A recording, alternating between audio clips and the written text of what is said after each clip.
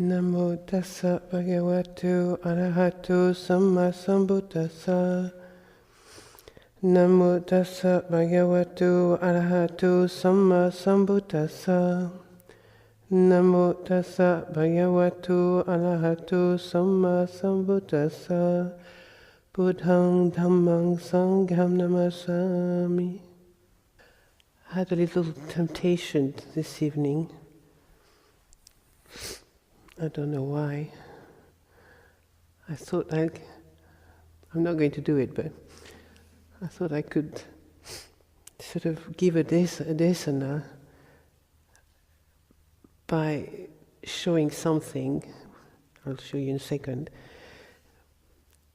And it happened to just almost drop on my path. So I thought, okay, I'll do it then. So I thought I'll just give a desana and I just show little flowers. And that's it. Finished.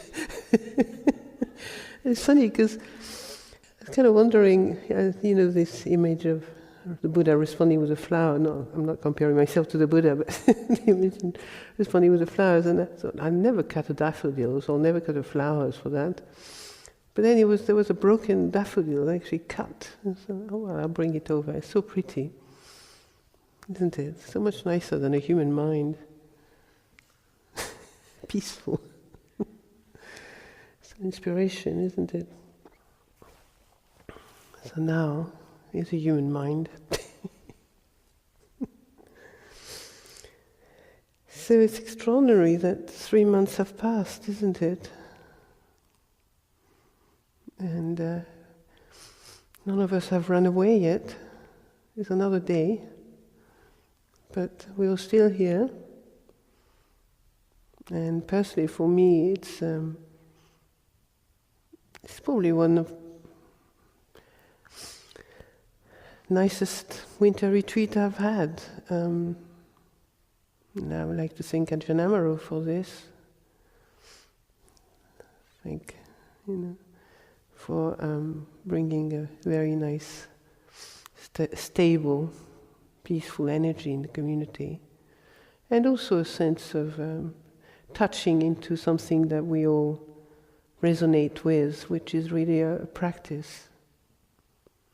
Almost, I never lost a sense of practice, but somehow,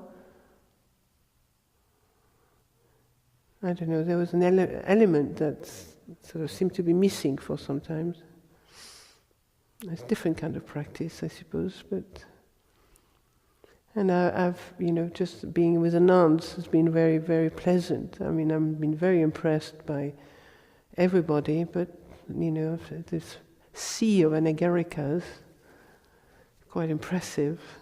And everybody, having spoken with you, how much yourself find it beneficial just to be practicing together, and having so many people being able to reflect back something very good and very positive, and an encouragement for practice. So, and it's the same with the nuns, the Siddhadhara, even though we're not as numerous, it's almost just about the same number. But I think it's not just a question of colors, it's just all of us together. It's been very inspiring to be practicing together like this. And what I gather is relatively harmonious and very friendly atmosphere. So this is very nice.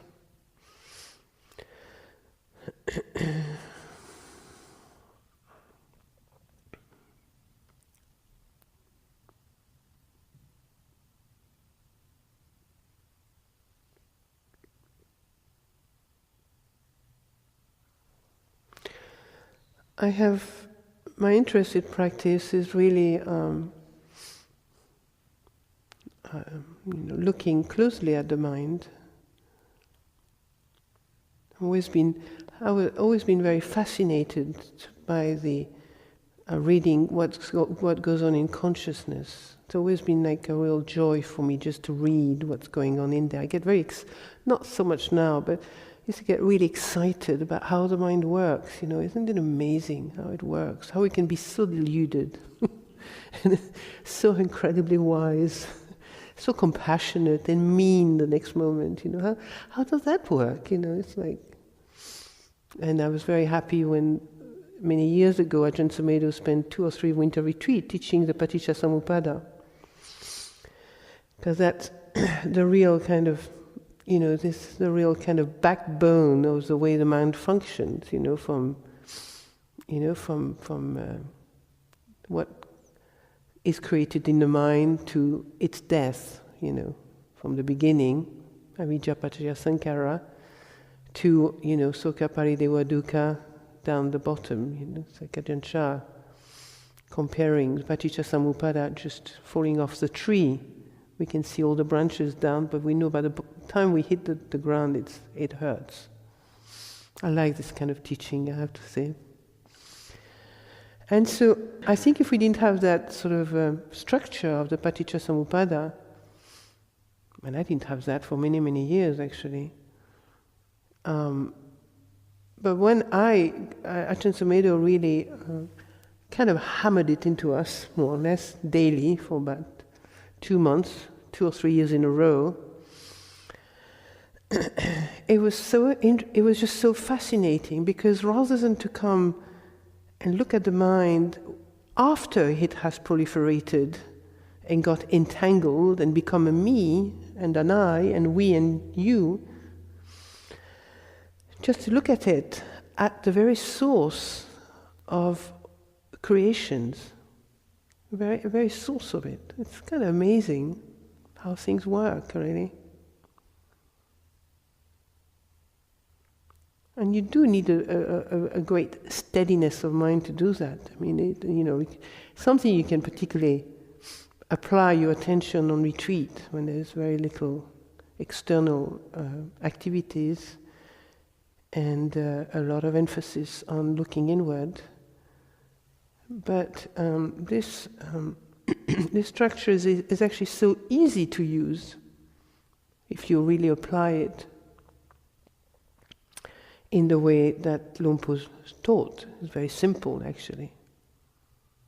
Even though the Buddha says it's extremely profound teaching, it's a profound teaching because basically you are a complete witness to birth and death in its most kind of clear way. Mind is born and then it dies. Life is born into your consciousness and it dies. Just to see the pattern of birth and death, birth and death, birth and death, and not go crazy at the same time. Because, for a normal, ordinary mind, it's, to see the truth at that level can be very baffling, How little substantiality life has, the mind has, how unreal the whole thing is. And how real we take it for so real. And yet it's one moment and we're back into the emptiness of the mind where creation stops. Body goes on, of course. But the mind itself stops its tendencies to proliferate. That's death, It's at the moment the mind dies. But who dies? Who is the mind? What is a mind, It's a good question, isn't it? Are you dying with the mind? Are you the mind? Are you the bit that dies? And the bit that's born? It's an interesting question, isn't it? And that's the part of the practice that personally keeps me interested,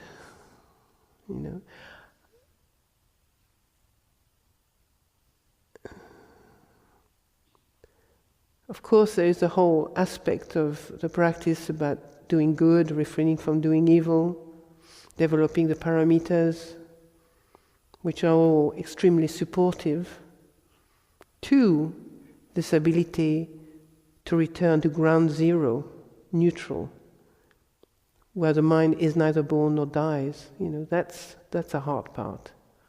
To stay there is not easy, because immediately there is a kind of struggle. We don't want to. It just feels so bizarre to be in that place of which can be read from the habits point of view, it can be read very much as a kind of death, a real death, like, disappearance, as if we didn't exist suddenly. And you can say for, the practice deal with that, all the reactions and counter-reactions of ourselves, unable to resist this attaching to the movement of the mind.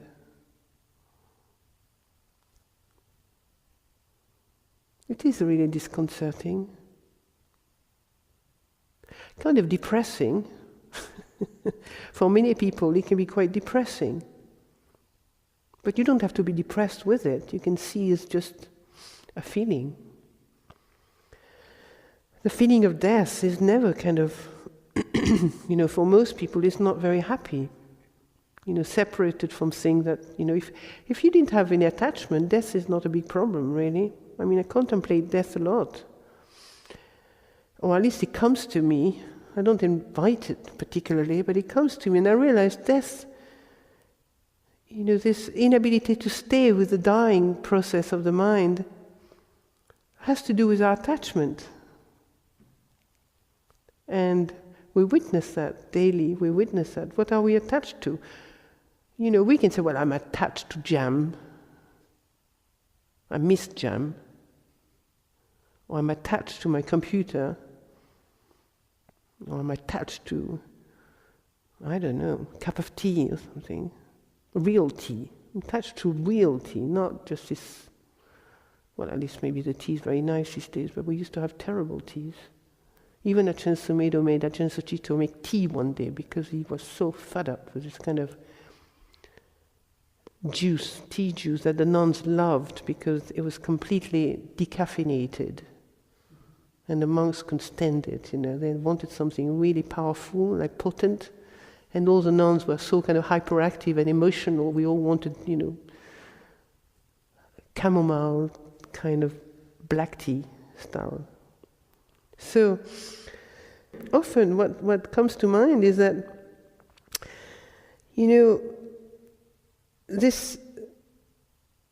this idea of death, it's an interesting one, because what I noticed myself is that the more I come through the disenchantment of my own illusion, the more I am disinterested in the world, it's a little easier when you get older, I have to say, and practice for a certain amount of years. You can see, and it's interesting because emotionally, suddenly you realize that the thing you loved just doesn't have that same appeal.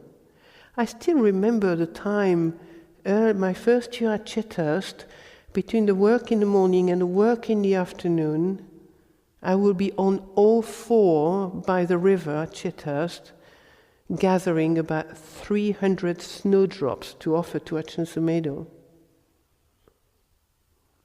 I mean, I look at flowers now, I don't want to move, even for the greatest God in the world,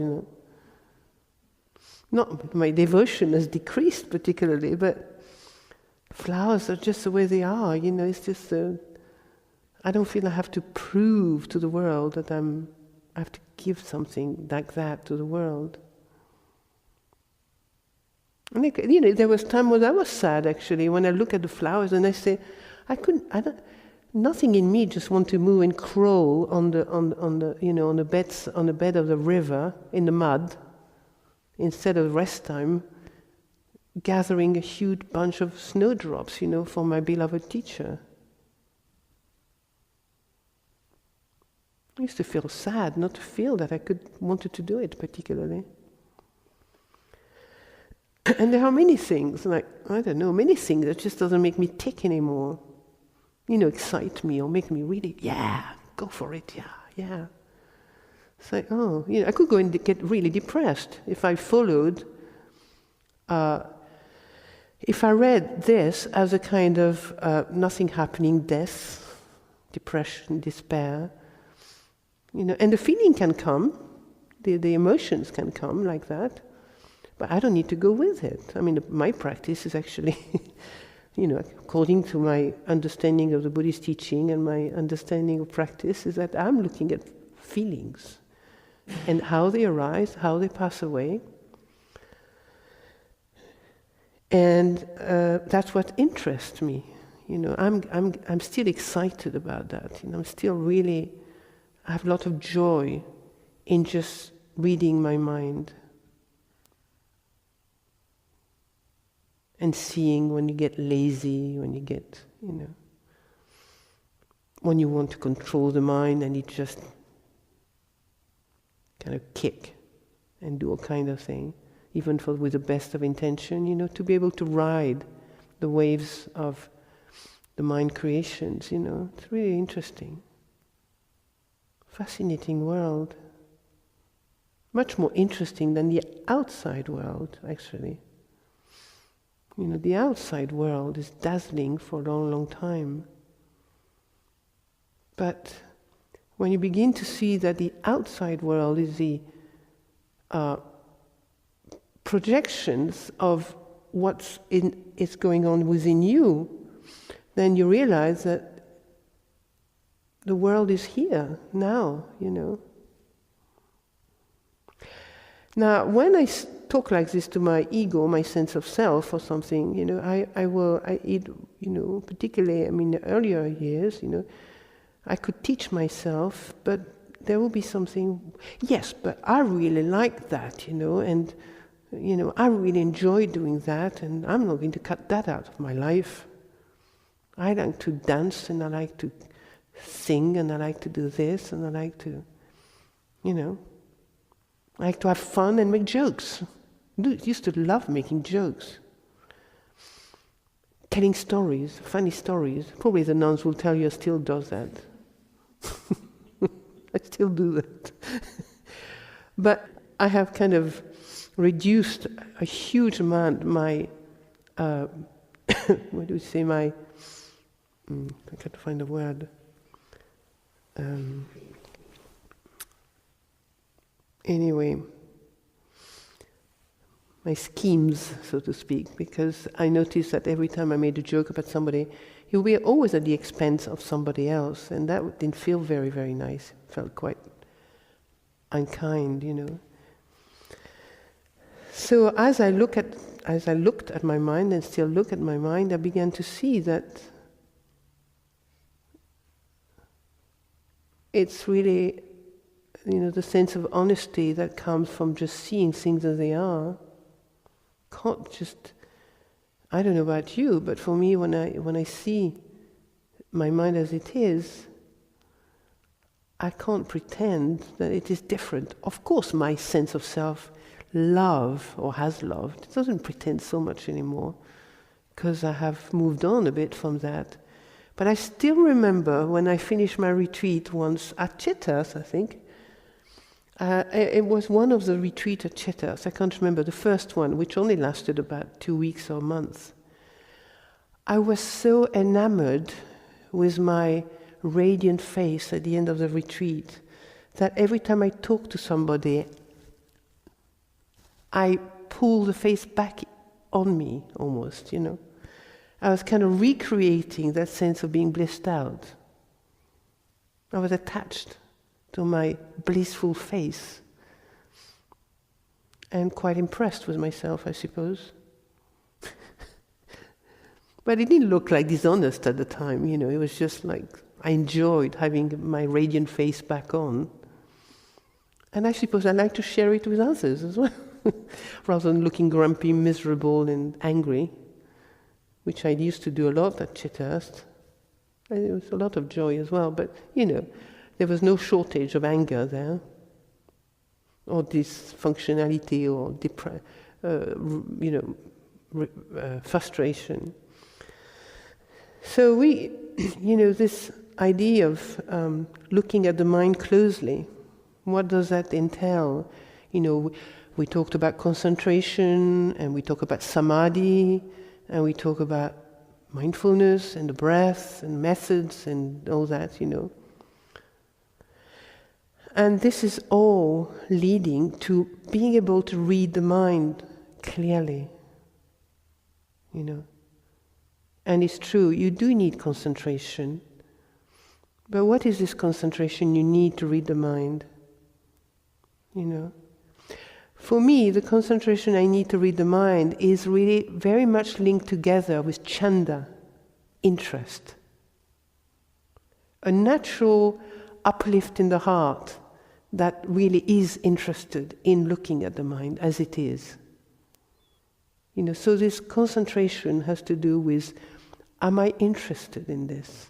You cannot force that. You cannot pretend being interested.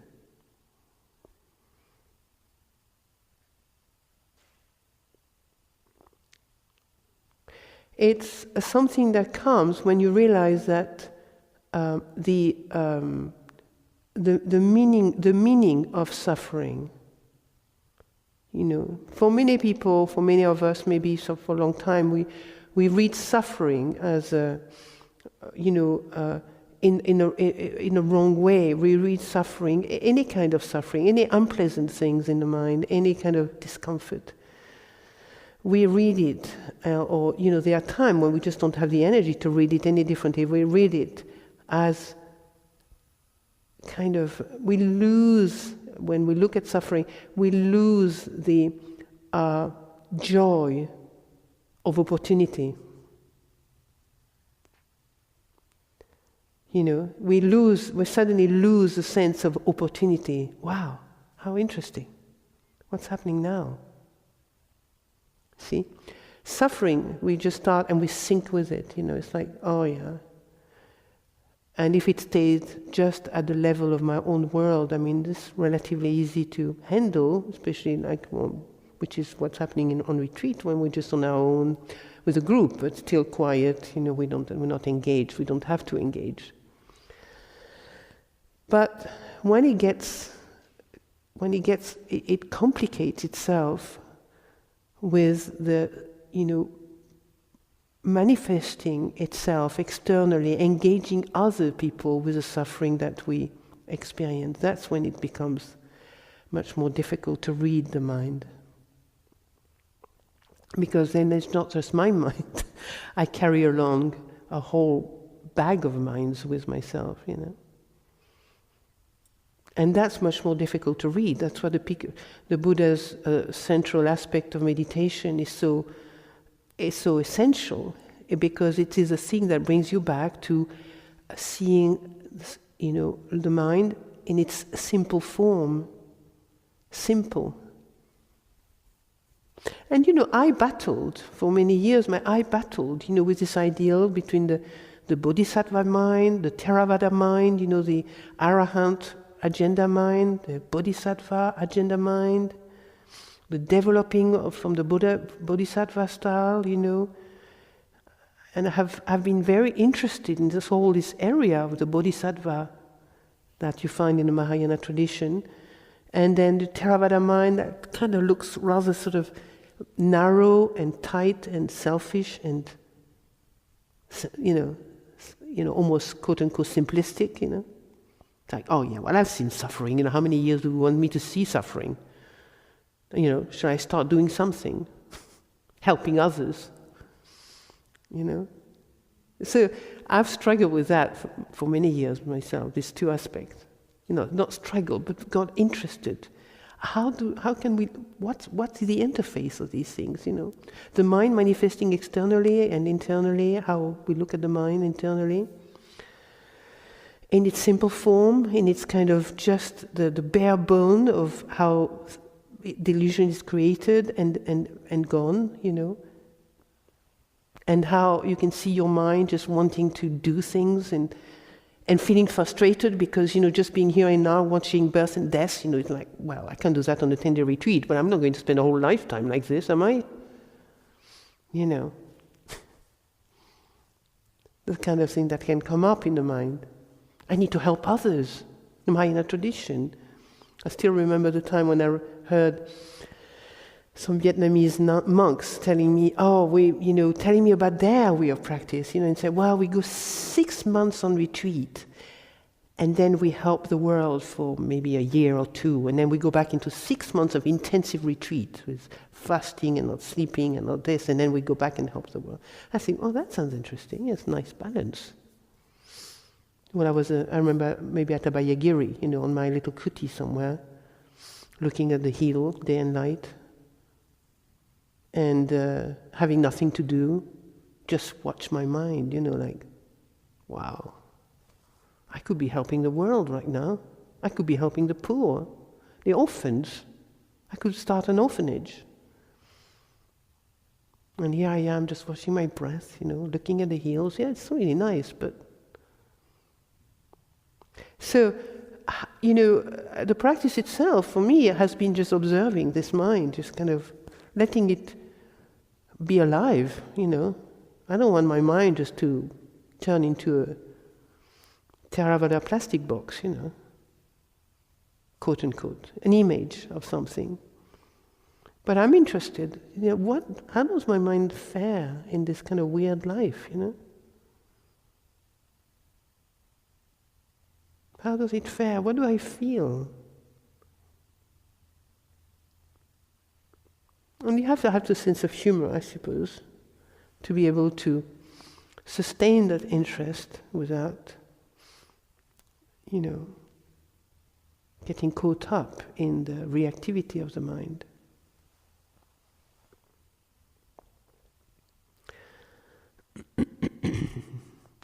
So this is, to go back to the structure of the Paticcasamuppada, I was very, any mention of Paticcasamuppada before, it was like very scholarly and very sort of, oh my God, it's not for me.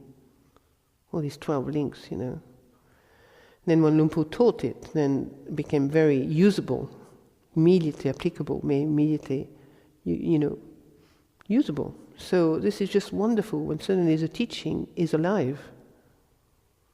Whereas before, it was just a kind of something difficult to understand, and then suddenly, oh wow, I remember spending 1 year on this, just watching, because we were on very silent retreat in those days, and very concentrated in many ways.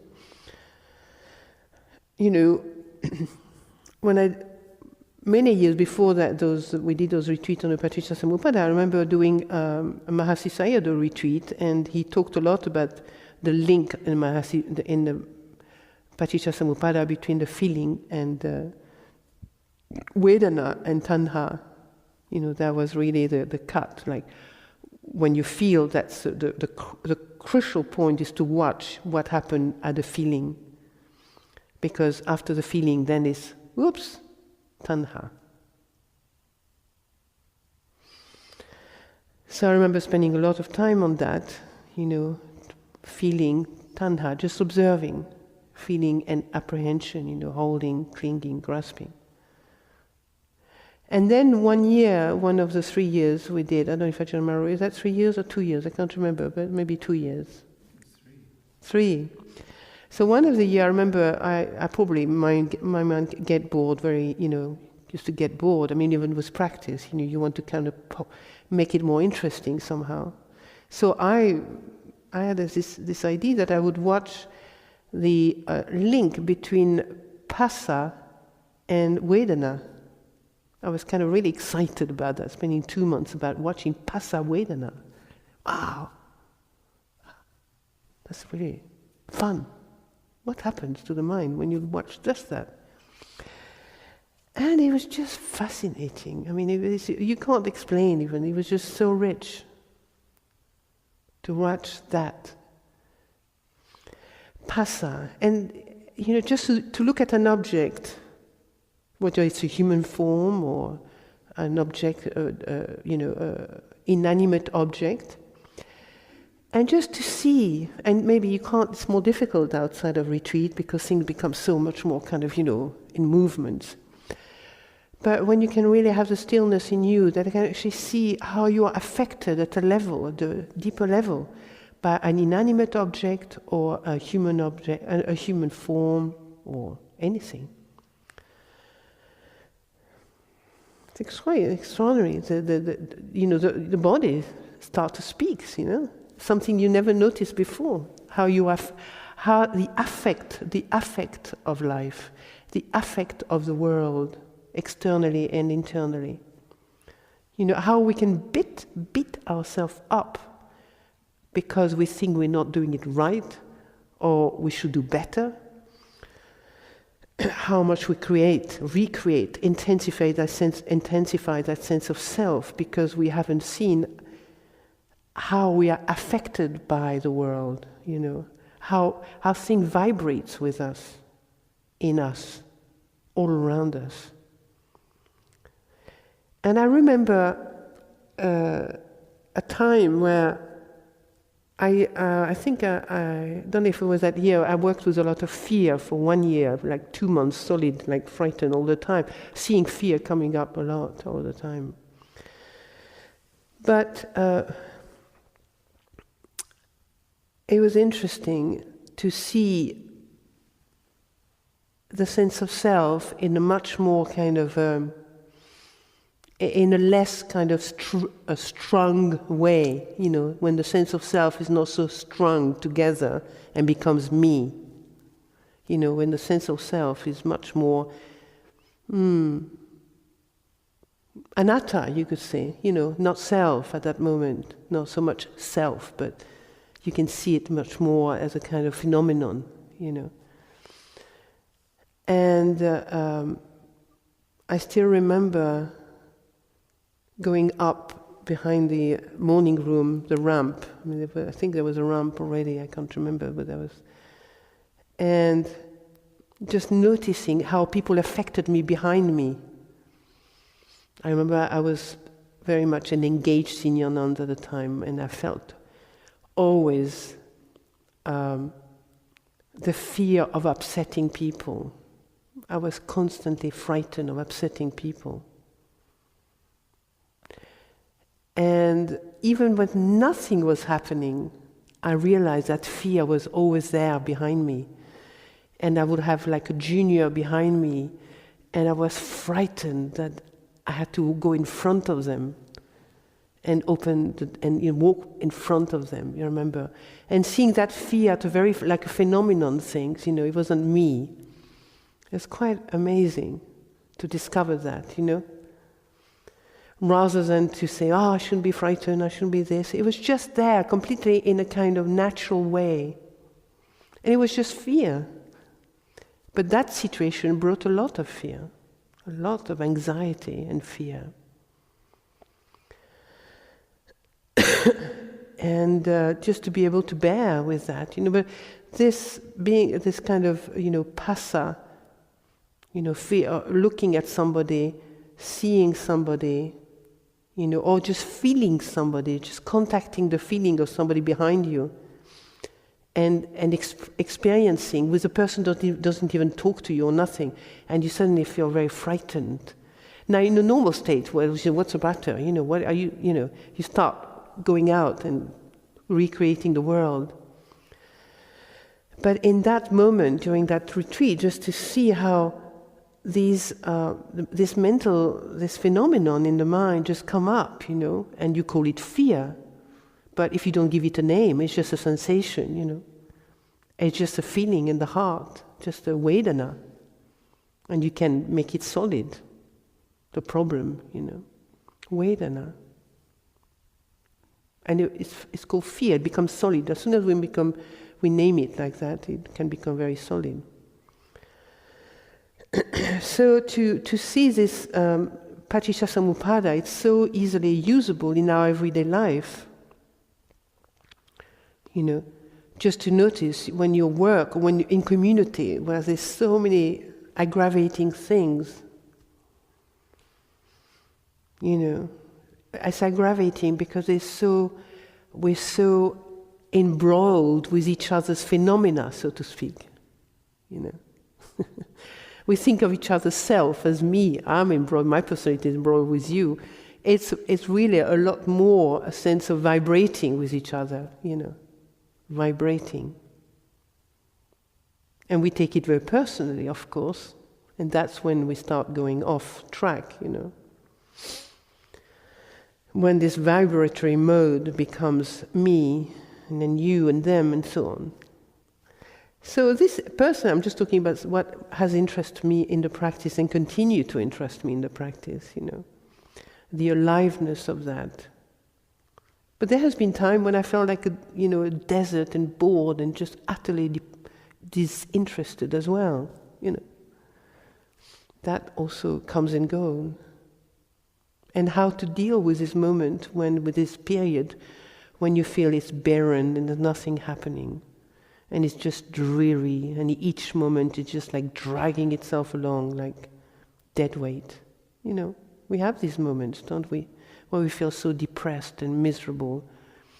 Anything. I remember, I think it was Joseph Goldstein who said once when he was in Burma doing retreats with Mahasi Sayadaw, he got so bored and miserable, he almost wished a plane will just fall off the sky and just as something exciting to happen, I don't know if some people know this story, he was hoping even that a plane just kind of fall down, just to sort of break the routine. But I think most of us have experienced these things, the simplest thing, I remember a chitta, just a tinkling of the of the teapot, it's like, it's like, oh, it's so exciting. You'll be kind of, almost snoring on your cushion, so you hear the kind of little kind of tinkle, little noise of a spoon or something, and your whole system will just kind of wake up. Where does that come from? How interesting, 1 minute you were snoring almost, just bored on the verge of a manic depression, and then suddenly, you had a little knock something or a sound, even very far away. Wow, the whole world just changed, exciting, chocolate cheese, wow, fascinating. And of course, sitting around Lumpur and having all these fun jokes or stories that he will tell us and so on. So going back to these structures, how we make our mind, the structure helps us to really deconstruct the sense of self. We keep reconstructing it because we forget how it happens. You see? This is why we need this samadhi, concentration, just to go back to now. What's happening now? It's amazing how we can go back to this silent mind, which is not coming or going, silent mind. Ask somebody in the street to do that, they think you're mad. For most of us, after 3 months, it's quite natural, isn't it? We can do it with no problem. So,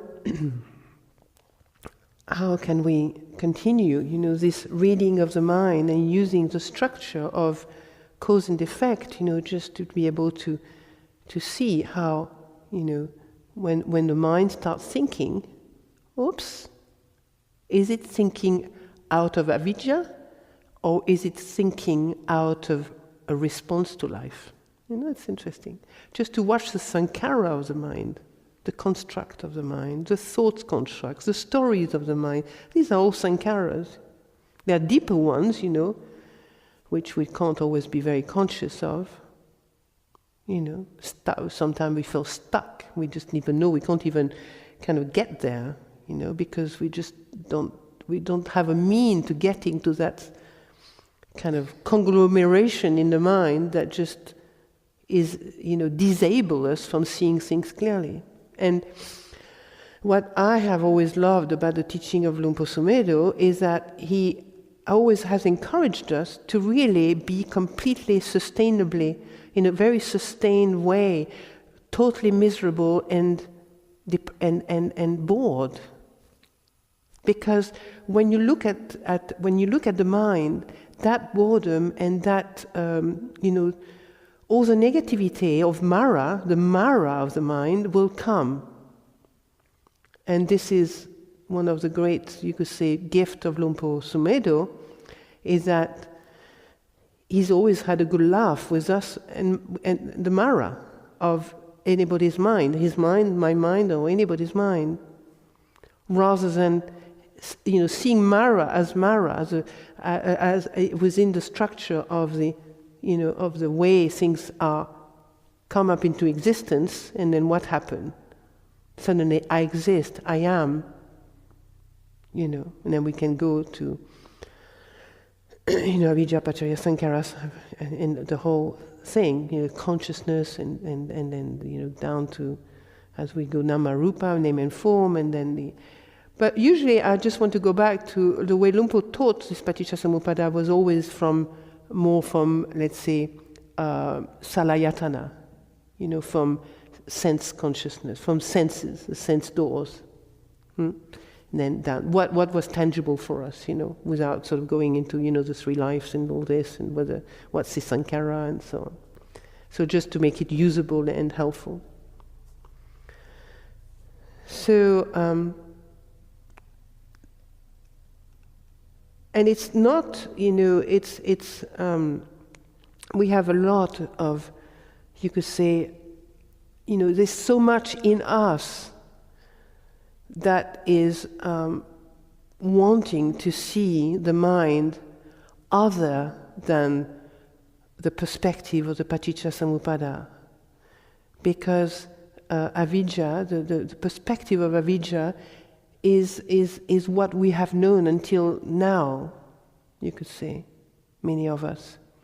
This is what is called habits, conditioning, past.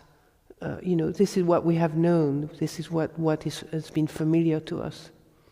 So, how much energy does it take to turn around and look at the past, the conditioned mind, the habitual mind, look around, turn around and start reading these habits as conditioned phenomena rather than I, me.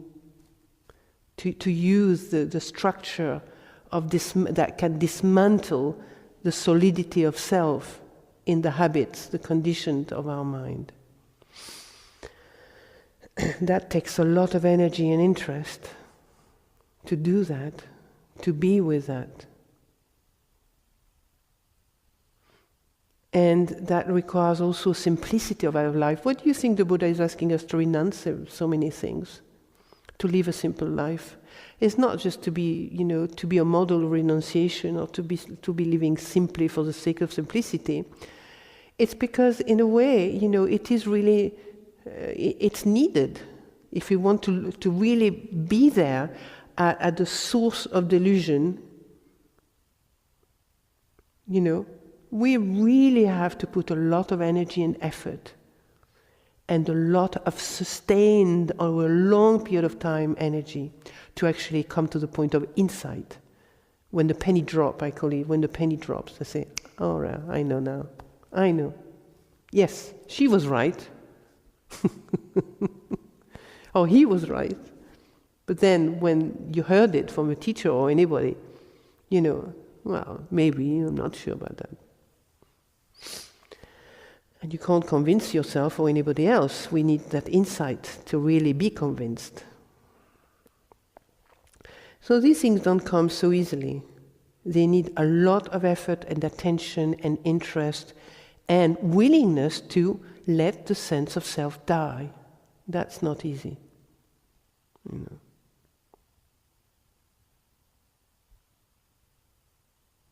But to do this, we have to have a sense of fun as well. Can't just kind of, die. It's not very jokey, it's not very fun, is it? Say, let's dance now. Let's paint a flower. Let's write a poem. See? Paticcasamuppada in action, Hear, sound, words. Feelings. I exist, I am. Oh, how wonderful. Oh, I am. Death. Nothing. Black. Finished. Died. Doesn't have quite the same effect. And the Buddha, what is the Buddha teaching, asking us to do, is to investigate that, Somebody say, ha ha ha ha, everybody ha ha ha ha.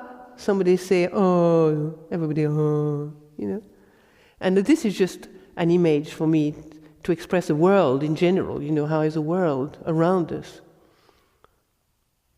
How to become the eyes of the storm, the center, that not the samadhi something, or not the, insight, but the real person in the eyes of the storm, the person that is still alive and awake with the sixth sense doors, but is wise, is not agitated by that, is not confused by it, is not perturbed, but is alive. And that is the work that our meditation is leading us to. And the wisdom comes out of this. The wisdom is the most alive thing that is in my mind. I don't trust anything else, even though I fall for delusion hundreds of times a day. But this is not my aliveness, you could say.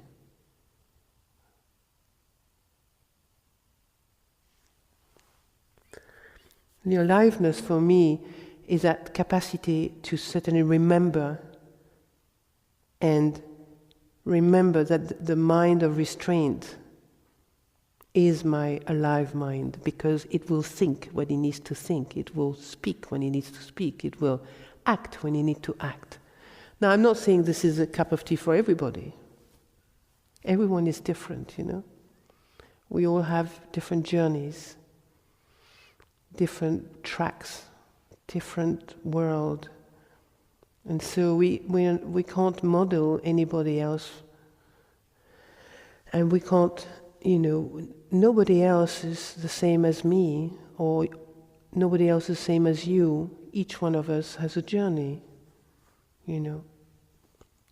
And how we do this journey so that this aliveness, even when you feel dead. What is the aliveness even when you feel dead? That's not easy to read. How do you feel alive, dead? It's koan, isn't it?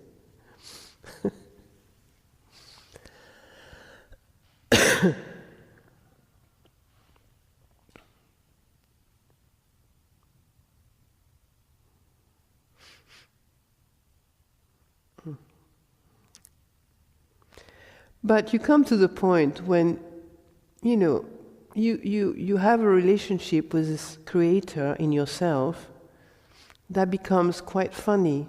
Do you know what I mean? It's like you don't need to squash the creator.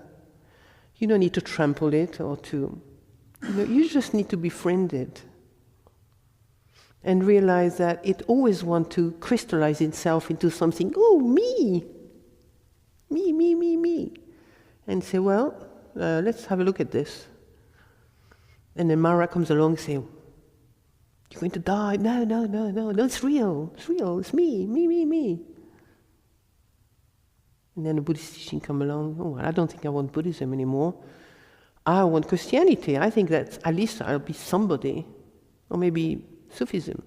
At least I can do maybe whirling dervishes, dances. So, and then you look at, and then say, oh, maybe Mahayana, maybe I'll be a me that does something, for others. I exist.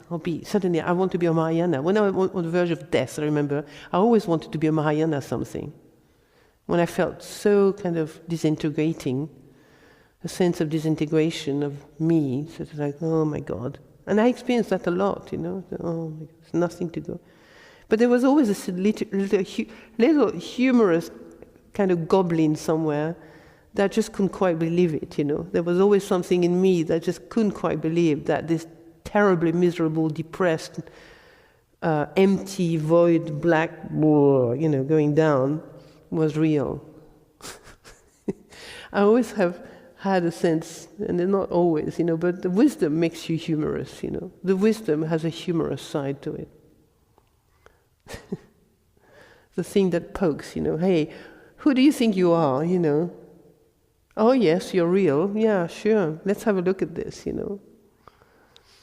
And then Mara, because that creation is Mara, Mara goes away. And I can almost see it like in the suttas, with drooping shoulders, disappointed, miffed. Oh, the Buddha knows me. Well, and that's the Buddha. This capacity to use the teaching, this is part of being a Buddha, the Buddha mind. Being able to apply the teaching right in that moment, and look from that perspective that can dismantle this illusion of solidity of me. That's very important. Not everybody is into this. It's not everybody's cup of tea. Certainly not everything in me has been into this. And I have to say, we are working with forces that are very, very powerful. Let's talk about something like anger. My goodness me. Anger, talking about the fire of anger. I don't experience anger that much these days compared to what I used to experience, And I had all the insight about anger. I taught about anger for years. But when you are in the throe of anger, that fire is absolutely unstoppable, or it feels like unstoppable. And if you cannot go back to point zero, ground zero, the neutral point, the samadhi place where you can actually stay there with it, well, not only are you burning yourself, but you're burning everybody else. And that is very painful. And how to be at that point, Some people have told me that anger was great, It was wonderful to be angry. It was being alive. Rubbish. Sorry. I believe the Buddha. I don't believe that kind of translation of my anger. I have trust in the fact that anger, my experience of anger, which is backed up by the teaching of the Buddha, is a fire and is a really, it's an energy. And when I look at it from the way of the Paticcasamuppada, then I go to the Vedana of anger. And if I'm deluded, then I create attachment and I become a self, down to Tanha, Upadana, Bhava, and birth. That's what happened. If you're not with the Vedana of anger, you become somebody angry. And not only that, you can delude yourself thinking that somebody angry has a right to be angry because it's alive and well. Yeah, sure, it's alive and well. Go back to that really homework about anger and Vedana. And it's really hard to do. It's not easy. I've been there many times. And if somebody came to teach me about anger at that moment, I would have punched them in the nose and smashed them on the ground, twisted their neck. Well, that's what I mean about not being so easily teachable in those moments. There are times when we can hear the teaching and there are other times when it's more difficult. And just to acknowledge that, it's such a sweet teaching, to acknowledge that, yes, we know, but there are times when we are blinded by this, we just don't know. So this is a journey, and this is when the Paticcasamuppada structure helps us remember, oh, hang on, what am I creating right now? Yes, okay. Yes, but no, but they are wrong. Yes. And I've seen myself knowing everything, having the whole insight and everything, still walking out of the door and saying, I'm going to tell them. No, don't do that. It's not good. Don't do that. And before you know it, you are with that person, and you do this and you do that. And now the Vedana is gone, the insight is gone. It's a fire. It's just a phenomenon of fire. And it's very painful. Same with greed. God. So we have to really acknowledge the work we are doing here. It's not a work for nitwit, or the work for, it's not a work for people who are weak. I mean, to be interested in looking at consciousness, some people do this outside in the world for maybe 3 weeks a year. We are stuck on it 365 days a year. So, it's not a small thing.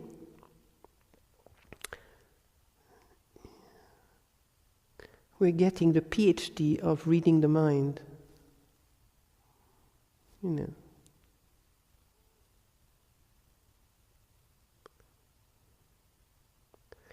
So just ask yourself what's going on in your mind right now. It's like, oh my God, what's going to happen tomorrow and the weekend? I'm going back to Amsterdam. I'm going back to America. I'm going back to France. Oh, I'm going to lose it all. Oh, I hope I won't lose it all. I hope I can carry on my samadhi and my brightness, my radiant face. I hope I can carry on. No, things fall apart all the time. Don't worry, just let them fall apart. It's only illusion that falls apart. People ask so often, how do I integrate? How do I transition from retreat back to lay life? How do I integrate my practice? I mean, the cheeky part of me says, don't think about it, just be mindful. That's integration, immediate integration, instant integration, just be mindful.